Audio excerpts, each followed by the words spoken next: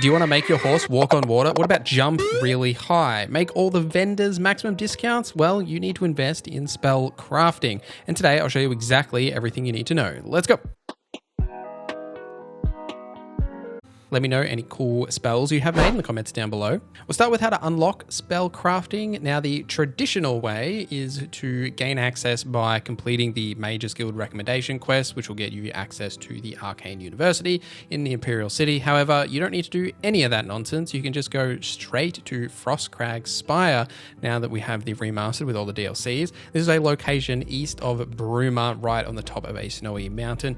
And when you get near this location, you'll unlock a quest which will essentially make this like your house. Now, you'll just get this for free. It doesn't cost anything like that. However, you will need to go into the Imperial City and into a particular shop there and talk to Way. Just follow like the quest. I probably said her name very wrong, but just follow where the quest marker is and she'll have these Mage Tallow Candles boxes. She'll have 2 of them. You need to buy one of them if you just want the spellcrafting table, but buy the other one if you want the enchanting table as well. But by buying these, and you can buy the other upgrades she sells as well for the tower, but you can then take these back to the location and you'll be able to activate the spellcrafting table or the enchanting table or both of them. There is a lot of other cool shit in this tower as well. So say, for example, if you want to grab the alchemy upgrade, just by standing next to the alchemy table, it'll significantly increase your alchemy crafting while you're standing next to that table. I am working on a video that goes through more of this stuff and the other houses and all the other cool things, so do keep an eye on that. You know, subscribe and do all that stuff. All right, so spell creation, now that you've got access to the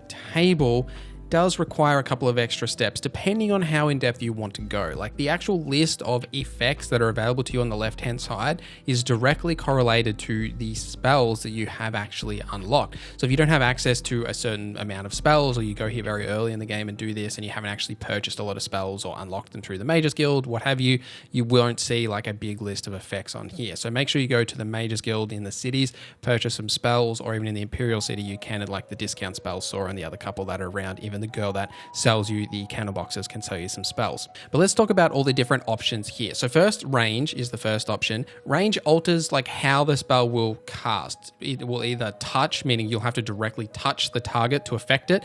It will target, which makes it like a projectile spell, like a ranged spell, or self, meaning that it will cast on yourself. So obviously here, if you're making a spell to say heal yourself or add effects to yourself, you want to use the self, or say if you want to have like a ranged fireball spell or a ranged snowball, then you want target to have that projectile distance. Magnitude is the strength of the effects. It always starts at 1. It can go all the way up to 100. What this actually means is essentially dependent on what effect you're adding, but essentially it means the spell is more potent. For example, if you're adding fire damage, 100 points into magnitude is 100 damage of fire. Or if say you're restoring your health, it's 100 points restored, or various other effects depending on what you're adding. But the main thing to think about is it's the potency of the spell. The further you push that, the more magicka it'll actually cost to cast that spell. So do keep an eye on the little lightning bolt on the left hand side. Area is the radius of the spell when cast. So by default, this is set to 0, which means it'll just hit the one specific target you're shooting it at, or say yourself or what have you. By increasing the area, it'll increase the area of effect for that part of the spell. So say if you're making some sort of like blizzard spell,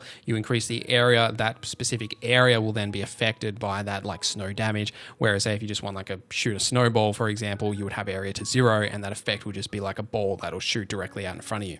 Duration is how long the spell effects last for. Anywhere from 1 second up to 120 seconds. Something to point out here as well is that duration and magnitude for damaging spells is something to think about. So a 5-second duration with a 10 magnitude shock damage or fire damage spell will essentially be 50 points total of that damage, but over a 5-second period. Whereas a magnitude 50 damage spell with 1 second duration is still 50 points of damage. It just occurs over that 1 second.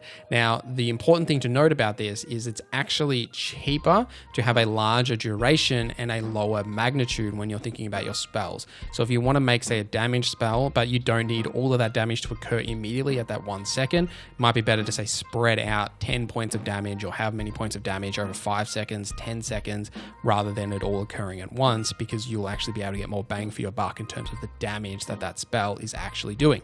And speaking of, pay attention to the magicka cost and the gold cost down the bottom, as both of these are relative to the spell. Now, the magicka cost, like the little lightning bolt thing, you can actually go over where it says, like, from example here for me, it's like /60. You can go over that point.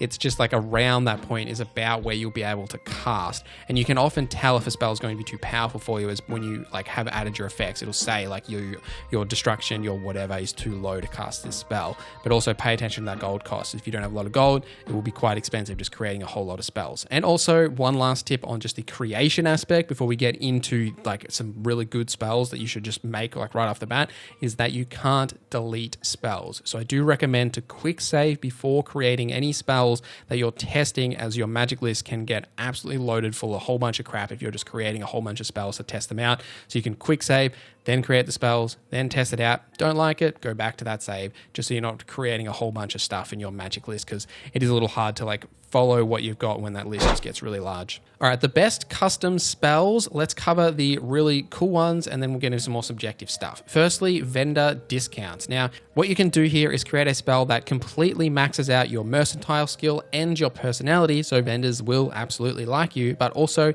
your skill with trading with them is also completely maxed out at that same time. The benefit here is this spell only needs to last for 2 seconds, because as soon as you talk to someone, the time in the game actually freezes.